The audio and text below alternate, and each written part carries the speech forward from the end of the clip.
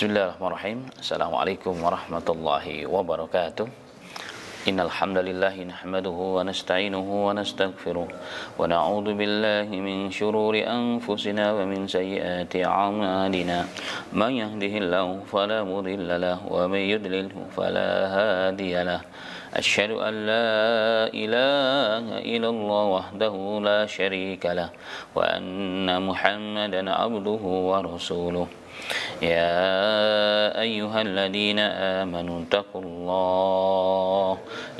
الله حق تقاته ولا تموتن إلا وأنتم مسلمون يا أيها الناس اتقوا ربكم الذي خلقكم من نفس واحدة وخلق منها زوجها فبث منهما رجالا كثيرا ونساء واتقوا الله الذي تساءلون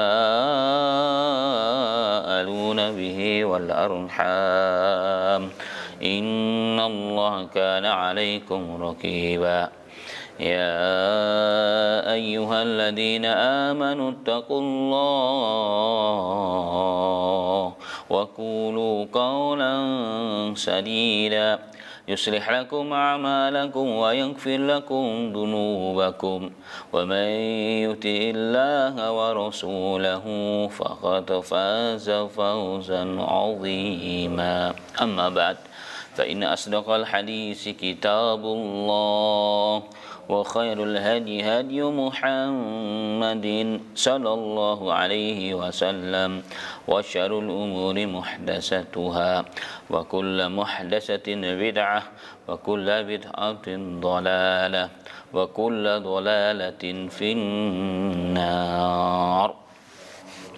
Ma'asyiral muslimin wal muslimat, pendengar radio Ismail yang dirahmati dan dimuliakan oleh Allah Subhanahu wa taala.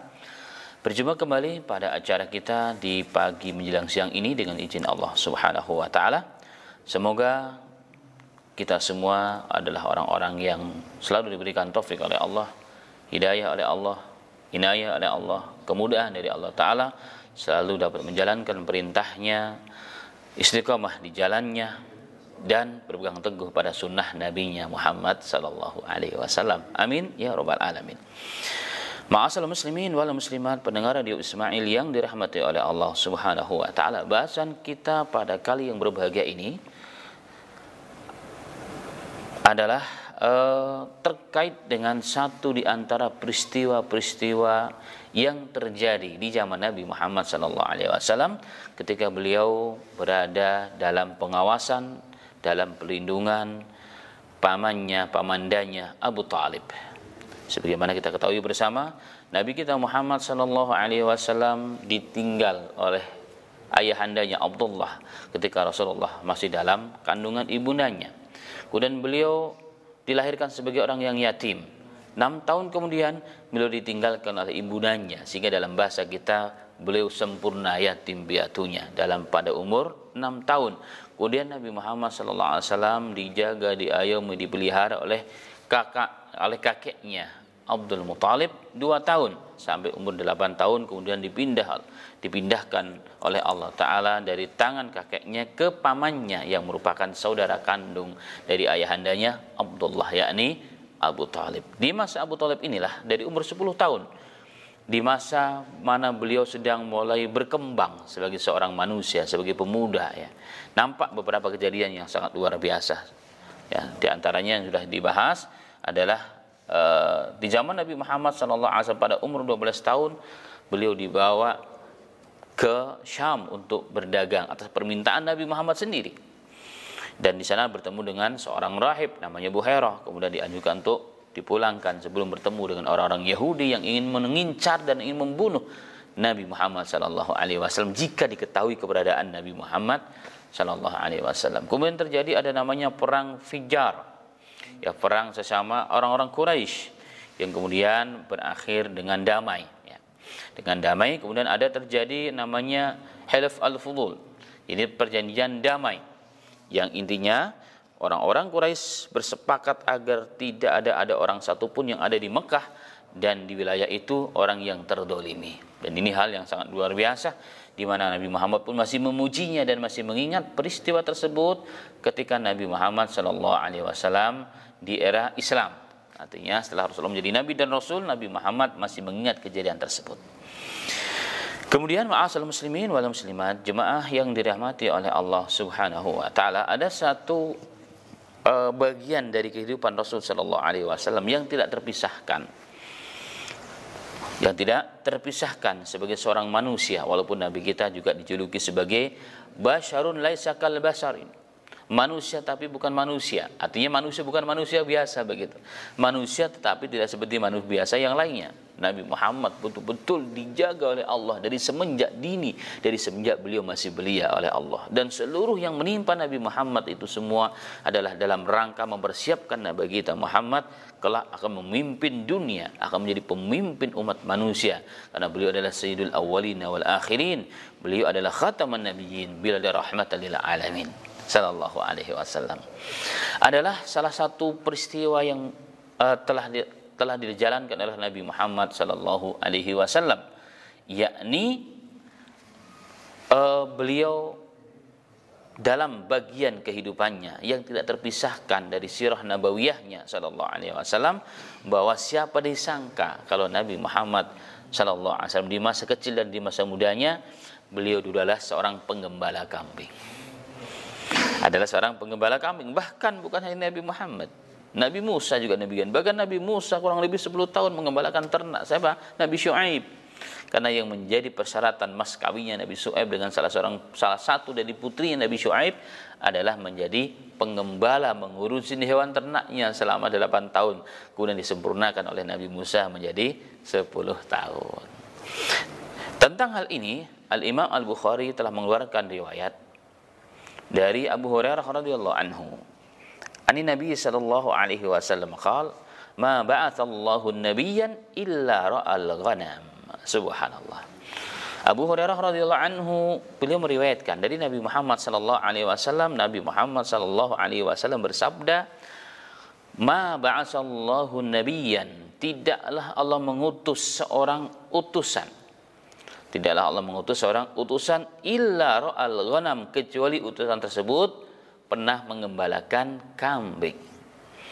Subhanallah. Jadi Rasulullah dan nabi-nabi sebelumnya dulu adalah penggembala kambing di masa mereka masih muda, di masa mereka umumnya sebelum menjadi nabi. Ya. Maka seorang sahabat bertanya kepada Rasul sallallahu alaihi wasallam, "Wa anta, engkau juga ya Rasul?" Qala, "Na'am. Kuntu ar'aha ala qararita li ahli Makkah." Saya juga dulu menggembalakan kambing, kata Nabi Muhammad sallallahu alaihi wasallam. Dan aku menggembalakan kambing dulu adalah sebagai bentuk imbalan dengan beberapa uang dinar, ya.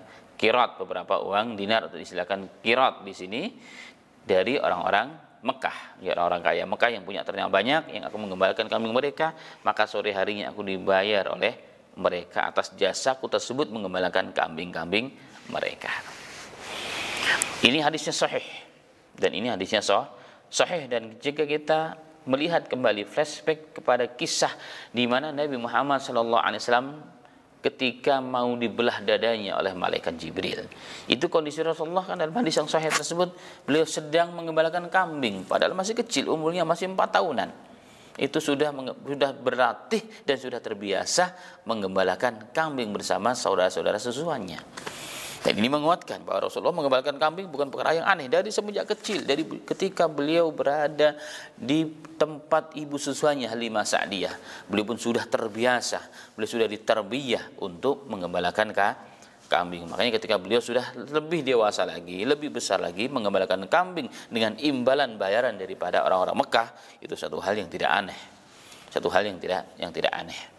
Kemudian ma'asal muslimin rahimani wa rahimakumullah. Yang menjadi catatan di sini adalah apa hikmah yang dapat dipetik dari kejadian ini, dari peristiwa di mana Nabi Muhammad SAW pernah menggembalakan kambing. Bukan sekali dua kali, tentunya berkali-kali dari semenjak kecil sallallahu alaihi wasallam. Karena memang Rasulullah juga belum ada pekerjaan tetap saat itu. Nah, para alim ulama mereka mencoba menggali hikmah-hikmah yang terjadi, karena kita semuanya meyakini apapun yang terjadi menimpa, peristiwa apapun yang menimpa yang terjadi pada Rasul sallallahu alaihi wasallam adalah peristiwa yang terbaik yang Allah persiapkan untuk Nabi kita Muhammad, dalam rangka mempersiapkan Nabi Muhammad untuk menjadi seorang nabi dan rasul, sayyidil awwalin wal akhirin, khataman nabiyyin sallallahu alaihi wasallam. Apa yang dapat dipetik dari kisah-kisah tersebut? Begitu sangat banyak, luar biasa. Nah, satu di antaranya adalah bahwa Nabi Muhammad SAW seorang manusia yang sangat sensitif ihsas wa syuurnya. Beliau orang sangat sensitif. Sensitif di sini dalam arti perasaannya sangat tajam, dapat menerima sinyal-sinyal dari kanan kirinya. Perasaan beliau sangat dalam, ya, mengerti betul, ya, perasaan orang, dan sangat tinggi sifat sosialnya, solidaritasnya sallallahu alaihi wasallam. Dari sisi mana kita lihat ini? Dari sisi di mana Nabi Muhammad sallallahu alaihi wasallam itu kan berada pada tanggung jawab pamannya. Seluruh kebutuhannya sudah ada disiapkan oleh pamannya, bahkan pamannya sendiri, ya kan, menjaga Nabi Muhammad, mengutamakan Nabi Muhammad bahkan dari anak-anak paman Nabi Muhammad sendiri. Artinya segala kebutuhan sudah pasti akan dipenuhi, dan pamannya tidak ada keinginan untuk ada balasan dan imbalan sedikit pun, karena itu merupakan anak dari saudaranya, dan itu wasiat dari bapaknya atau kakeknya Rasulullah Abdul Muthalib sebelum meninggal.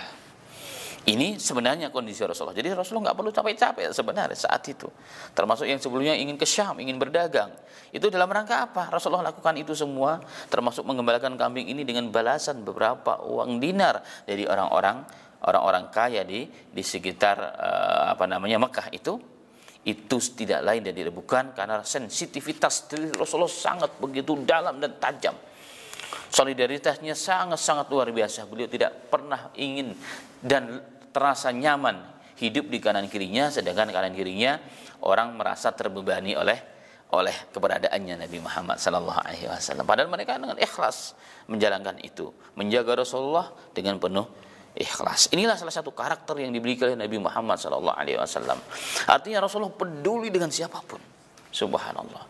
Rasulullah tidak egois. Ya, mentang-mentang beliau diayomi, dijaga, dinomorsatukan, ya, bahkan emaskan begitu di antara anak-anak aslinya. Kemudian saya naik-naiknya sampai namanya, tidak. Itu bukan karakter Nabi kita Muhammad Sallallahu Alaihi Wasallam. Karena pribadi Nabi kita Muhammad adalah seorang yang sangat pandai berterima kasih, seorang yang sangat peduli dengan beban orang lain atas dirinya. Makanya kita lihat, ya, di akhir hayatnya Nabi Muhammad SAW, di mana beliau saat itu menjadi pemimpin yang sukses, yang mampu merubah, menyiapkan generasi hanya 23 tahun menjadi generasi yang sangat hebat, generasi yang terbaik yang pernah ada di muka bumi ini, bahkan menjadi generasi yang sangat dikagumi dan ditakuti oleh musuh-musuhnya, itu para sahabat. Dan kanan kirinya sahabat-sahabat hebat, sahabat dari segala sisi, termasuk dari sisi ekonomi. Ada di sana Abu Bakar, ada Umar, ada Abdurrahman bin Auf dan sebagainya, yang tidak akan membiarkan Rasulullah hidup susah sebenarnya. Tapi apa yang terjadi? Jiwa Rasulullah sangat begitu luar biasanya, begitu bersih hatinya. Beliau seorang pemimpin nomor satu di muka bumi ini. Tapi beliau ketika meninggal dunia ternyata punya utang gandum 30 sok. Satu sok itu 2,5 liter, berarti kurang lebih 75 kilogram. Rasulullah mengutang dengan seorang Yahudi untuk apa? Untuk memenuhi kebutuhan keluarganya. Dengan jaminan apa? Beliau menggadaikan baju besinya. Subhanallah, ini luar biasa. Yang jadi pertanyaan, kok bisa ya? Kok bisa ya? Dengan orang Yahudi pula, ya kan? Berarti begitu harmonis saat itu antara Rasulullah dengan orang Yahudi yang baik, kan? Yahudi tidak semua juga jahat, ada juga yang baik. Ya kan, walaupun Yahudi tersebut mungkin tinggal sisa-sisa Yahudi yang baik-baik yang ada yang hidup di sekitar Madinah, karena kebanyakan sudah pergi meninggalkan wilayah itu di zaman Nabi Muhammad sallallahu alaihi wasallam. Nah, Rasulullah sallallahu alaihi wasallam kembali kepada maksud, kenapa sampai menghutang? Apakah sahabat tidak ada yang tahu? Ya, Rasulullah sangat menutupi kebutuhan pribadinya, kebutuhan keluarganya, sehingga sedikit pun tidak tercium aroma kekurangan pada Rasulullah dan pada keluarganya Rasulullah. Subhanallah, ini luar biasa. Ini juga menunjukkan bahwa Rasulullah betul-betul bertanggung jawab walaupun beliau sebagai pemimpin. Beliau tidak mau menyusahkan rakyatnya. Beliau tidak mau hidupnya menjadi beban bagi kanan kirinya. Walaupun para sahabat kalau tahu itu nggak mungkin akan dikasih.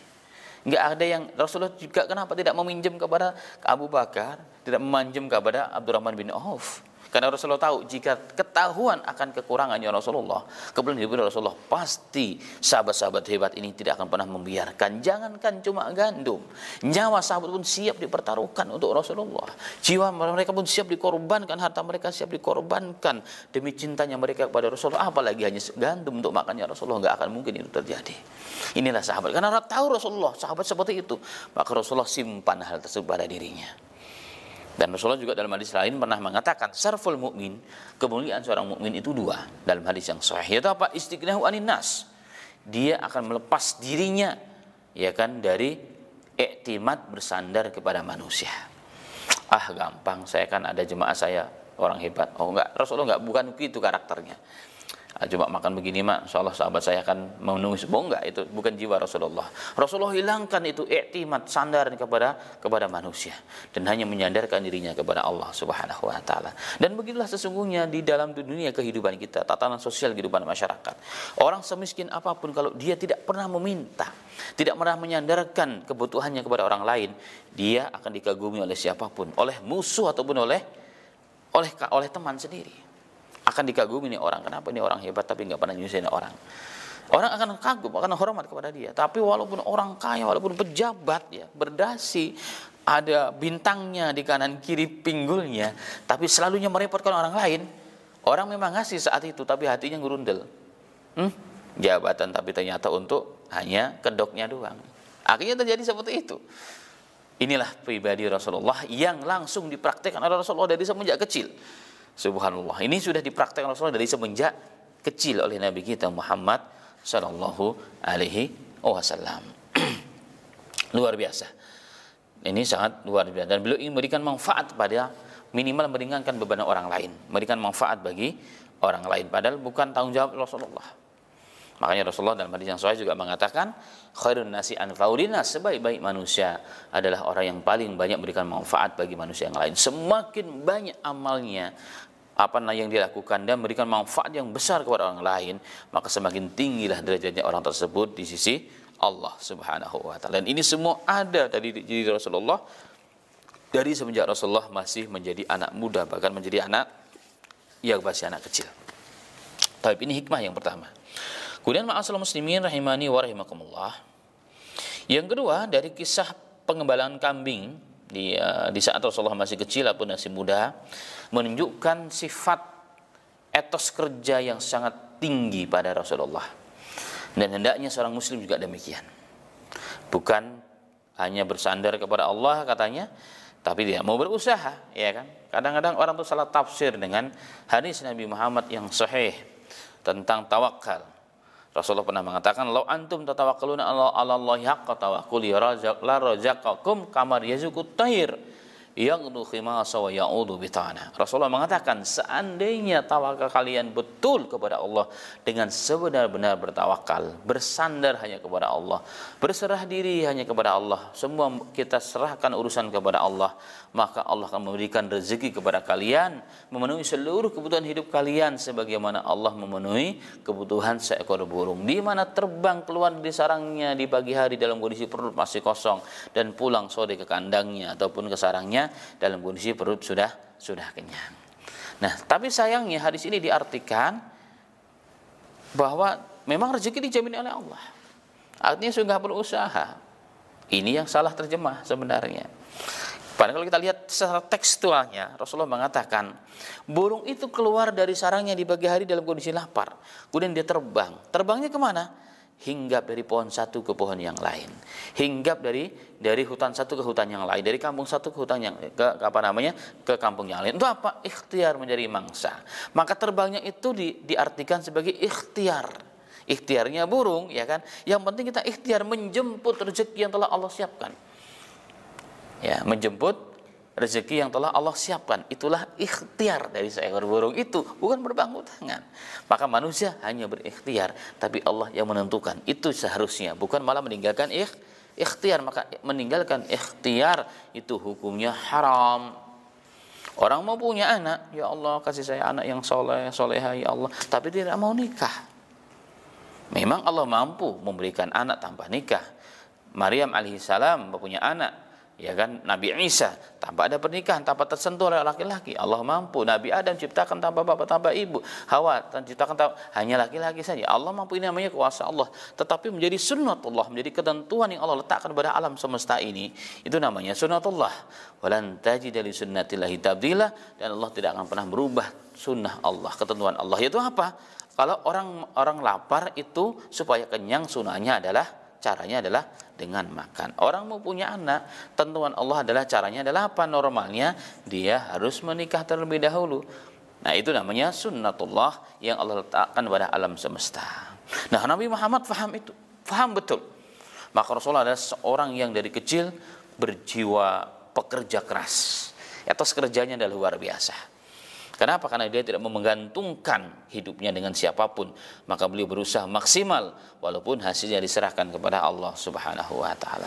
Dan hendaknya itulah yang harus dilakukan oleh seorang muslim. Seorang muslim harus demikian.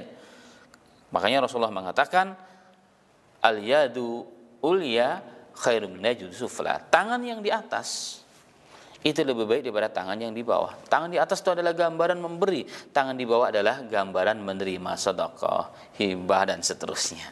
Maka seorang muslim dianjurkan untuk itu.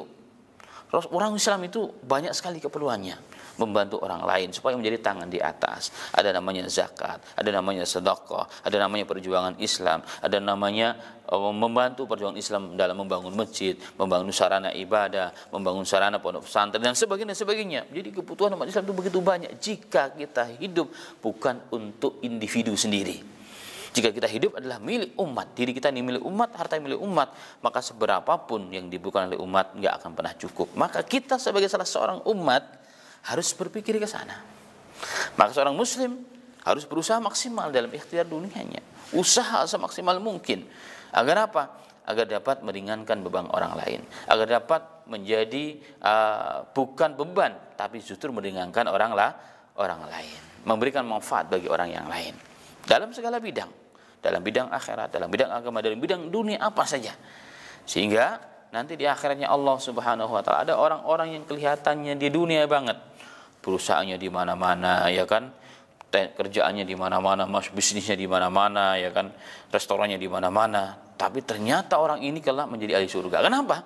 Karena ternyata yang dia niatkan walaupun dohirnya dunia adalah untuk membantu sesama muslim. Dia berpikir bahwa kalau saya membuka lapangan pekerjaan, saya punya perusahaan besar, saya punya pabrik besar, saya punya restoran di mana-mana, ya, sehingga banyak orang yang mengambil manfaat dari situ, menjadi pekerja di situ. Sehingga apa?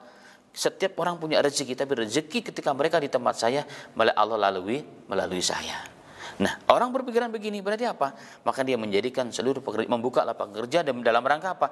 Menolong sesama manusia, menolong sesama anak bangsa, menolong sesama muslim. Sehingga apa? Keperluan yang mereka butuhkan semua dapat terpenuhi dari kita. Untuk sekolah anak, untuk infak, untuk pulang kampung, untuk berobat dan seterusnya. Maka pahalanya akan kembali pada orang yang punya tersebut. Inilah bisa dilakukan dengan apa? Hanya dengan etos kerja, dengan semangat yang kuat. Jangan menghendaki banyak hal, tapi kita berpangku tangan dan bermalas-malasan. Dan itu Rasulullah sangat tidak suka. Makanya Nabi Muhammad SAW pernah mengisyaratkan dalam satu hadis, semulia-mulia, sebaik-baik makanan adalah makanan yang berasal dari keringat kita sendiri, kata Rasulullah. Makanya Nabi Daud alaihissalam orang seorang nabi, tapi dia makan dari pekerjaannya sendiri. Makan dari pekerjaannya tidak menggantungkan makan minumnya dari orang lain. Ini luar biasa. Ini semua ada sudah pada diri Rasulullah dari semenjak dini. Taib. Kemudian yang tiga, ma'asal muslimin, dengan Rasulullah SAW bekerja, maka terhindarlah sifat dalam dirinya i'timad kepada manusia yang ujungnya meminta, menjadi peminta bahasa sekarang pengemis. Meminta itu satu hal yang buruk, apalagi meminta di luar kebutuhannya. Seperti hari ini meminta-minta alias mengemis itu sudah menjadi profesi, menjadi pekerjaan, dan itu tidak dibenarkan menurut Islam. Pekerjaan, tapi kan itu bekerja, Ustaz. Iya, itu bekerja, tapi bekerja yang tidak dibolehkan. Ya kan, merampok kan bekerja juga, Begal kan kerja juga, tapi pekerjaannya nggak dibolehkan. Berzina kan, membuat rumah khusus untuk mereka kan pekerjaan juga. Tapi ini pekerjaan yang dilarang oleh Islam. Begitu juga pekerjaan meminta, itu tidak diperbolehkan dalam Islam. Boleh hanya sebatas keperluan hajat yang sudah tidak bisa kecuali harus, ya kan. Ini terkait dengan kepentingan pribadi, bukan kepentingan agama, bukan kepentingan perjuangan Islam. Maka meminta sangat dikecam dalam Islam, sehingga Rasulullah dalam hadis yang sahih pernah bersabda, orang yang meminta-minta di luar kepentingannya kelak pada hari kiamat, begitu malunya dia berjumpa dengan Allah, maka daging mukanya itu berjatuhan. Kenapa? Saking malunya kepada Allah Subhanahu wa taala. Hari ini sangat mengherankan muslimin, ketika orang Islam sudah tidak faham syariatnya. Orang Islam sudah menghalalkan segala cara demi untuk menumpuk kekayaannya. Terkadang dia di kota jadi peminta-minta, tinggalnya di tempat yang sangat sederhana, tapi di kampungnya Masya Allah dia punya segalanya. Ini tidak benar. Ini tidak dibolehkan dalam Islam. Orang dalam Islam itu kalau bisa memberi, ya, bukan meminta. Itu yang paling utama dalam tuntunan Islam, tuntunan Nabi kita Muhammad Sallallahu Alaihi Wasallam. Dan ini kemudian berbuah hasil yang sangat positif ketika Rasulullah sudah diangkat menjadi Nabi dan Rasul. Sehingga apa?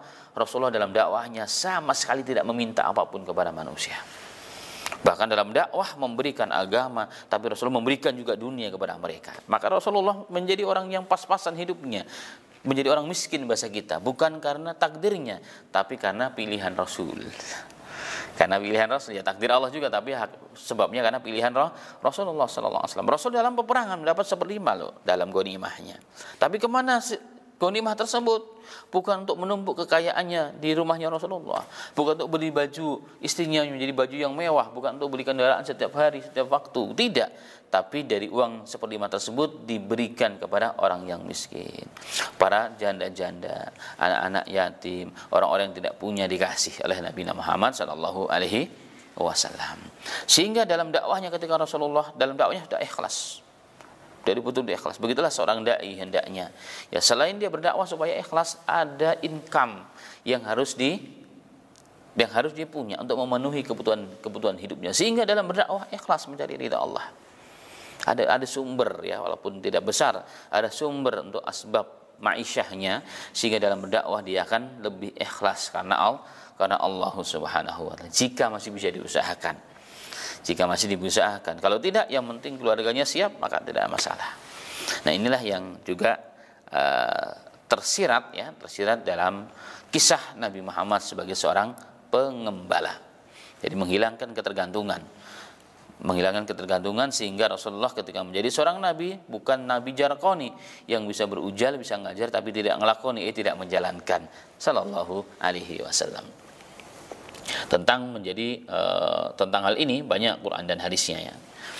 Baik, kemudian yang berikutnya, jemaah yang dirahmati oleh Allah Subhanahu wa taala, pendengar Radio Ismail dimanapun berada, di antara hikmah berikutnya bahwa Nabi Muhammad sallallahu alaihi wasallam dari semenjak kecil ikut bekerja keras, ikut ke Syam untuk belajar dagang, ikut mengembalakan kambing ketika beliau umur dari 4 tahun, ketika beliau menjadi orang yang sudah mulai besar, ya, dalam proses kehidupan bersama pamannya Rasulullah sallallahu alaihi wasallam. Dan ini semua mengisyaratkan kepada kita bahwa setiap muslim itu kalau bisa menjadi orang yang berwira swasta, berwirausaha, termasuk juga ternak. Dan ternak ini kan memang apalagi daging kambing merupakan salah satu kebutuhan, boleh dikatakan kebutuhan pokok bagi orang-orang Timur Tengah dan beberapa negara sampai hari ini. Dan sampai hari ini pun kebutuhan itu sangat diperlukan oleh umat. Dan bagus sekali kalau umat Islam mengambil peduli dari sisi ini, betul-betul profesional dalam mengelola usahanya khusus terkait dengan peternakan ini. Dan ini semua dicontohkan oleh Rasulullah. Ini semua dicontohkan oleh Nabi kita Muhammad Sallallahu Alaihi Wasallam, ya kan, dalam hadis yang tadi disampaikan ketika beliau berada di Bani Sa'diyah dan ketika beliau dalam hadis Abu Hurairah tadi. Ini semua menunjukkan bahwa Islam, ya, sangat menganjurkan dan Islam sangat memuji orang-orang yang seperti itu. Dan ingat, setiap apapun yang diberikan, ya, kita sebagai orang yang punya ternak, ketika kita berikan makan dan minum kepada ternak itu, maka proses mau usaha kita mengumpulkan dana, mengumpulkan makanan maksudnya, memberikan makan kepada hewan itu pun berpahala kata Rasulullah. Kalau kita berhubungan dengan istri kita, apakah berpahala juga? Berpahala. Kata Rasulullah, bukankah kalau kita meletakkan syahwat kita kepada yang haram jadi hukumnya dosa, begitu juga kalau syahwat kita letakkan pada yang halal, maka itu menjadi pahala. Jadi subhanallah. Jadi semua apa yang dilakukan oleh orang Islam, jika dia mengikuti petunjuk Rasulullah, ikhlas karena Allah, semua menjadi ladang pahala, termasuk juga memelihara hewan. Subhanallah. Kita ingat mungkin kisah yang sahih. Seorang penzina, al-baghiyah, itu orang yang penzina lah, yang parah sudah zinanya. Jadi kalau penzina berarti kerjaannya zina, artinya hidupnya dari zina, begitulah ya. Naudzubillah min dzalik. Zina satu saja neraka. Ya kan, neraka, dijamin neraka oleh Allah. Kalau dia tidak bertobat, hukumannya di dunia dicambuk 100 kali kalau belum punya pasangan, diusir selama 1 tahun dalam Islam dari kampungnya. Kalau sudah punya pasangan, maka dirajam sampai mati. 1 kali berzina. Ini kerjanya zina, udah pasti dijamin neraka. Tapi apa yang terjadi? Allah berterima kasih atas perbuatannya, dan Allah mengampuni dosanya, dan Allah memasukkannya ke dalam surganya Allah. Apa sebabnya? Ketika wanita ini mengasih minum anjing yang sedang kehausan dalam perjalanan. Dia tadinya kehausan, dia turun ke sumur, dia minum, pas dia mau berangkat, tiba-tiba melihat seekor anjing yang menjulurkan lidahnya karena kehausan, dia mengendus-endus pasir, dia katakan dalam hatinya, telah tertimpa anjing ini sebagaimana telah menimpa aku kehausan. Kalau enggak kutolong bisa mati dia. Maka hanya mencari ridho Allah, jiwa seorang manusia muncul, maka dia tolong dengan susah payah kasih minum. Kemudian apakah akhir hadis? Allah berterima kasih kepadanya, Allah mengampuni dosanya, dan Allah memasukkan dia ke dalam surga. Itu anjing, bayangkan, yang najis. Apalagi kalau kambing yang kita pelihara dengan baik, dengan penuh kasih sayang, maka pahalanya luar biasa. Maka pahalanya akan luar biasa, semua menjadi asbab kebaikan-kebaikan bagi kita semuanya. Itulah ma'asal muslimin rahimani wa rahimakumullah. Di antara hikmah-hikmah, ya masih ada beberapa hikmah yang insyaallah taala kita akan sambung kelak nanti pada pertemuan berikutnya dengan izin Allah Subhanahu wa taala. Sampai di sini dulu pertemuan kita pada pagi menjelang siang ini, semoga bermanfaat. Wassalamualaikum warahmatullahi wabarakatuh.